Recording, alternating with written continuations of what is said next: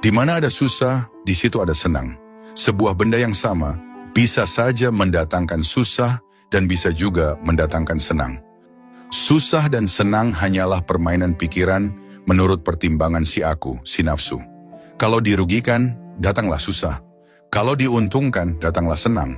Bahkan turunnya air hujan pun bisa menjadi sebab susah dan senang, tergantung dari segi mana kita melihatnya.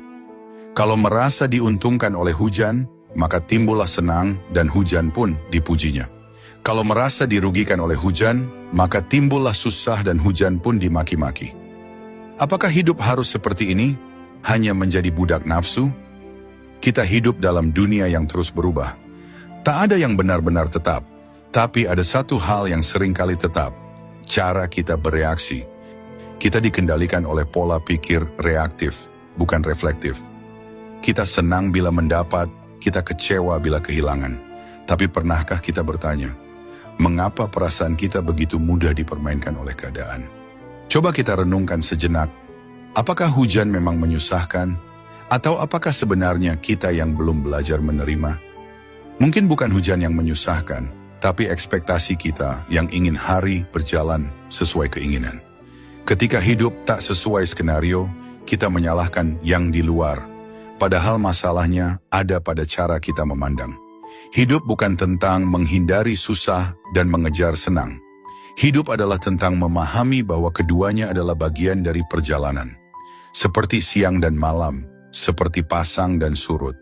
Kita tak bisa mengusir malam hanya karena lebih suka terang. Dan kita tak bisa selalu menuntut terang tanpa memberi ruang pada gelap.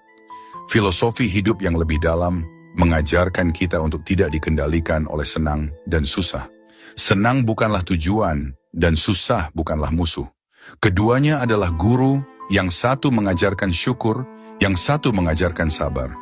Jika kita terus hidup hanya mengikuti kemauan nafsu, maka kita akan terombang-ambing.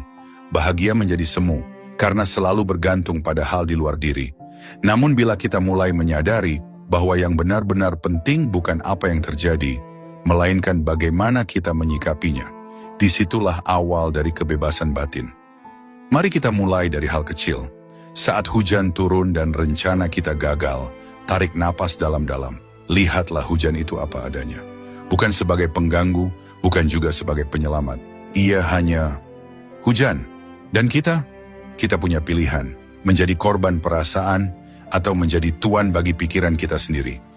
Hidup yang bijak bukanlah hidup tanpa susah dan senang, tapi hidup yang bisa menerima keduanya dengan lapang dada, sebab di balik setiap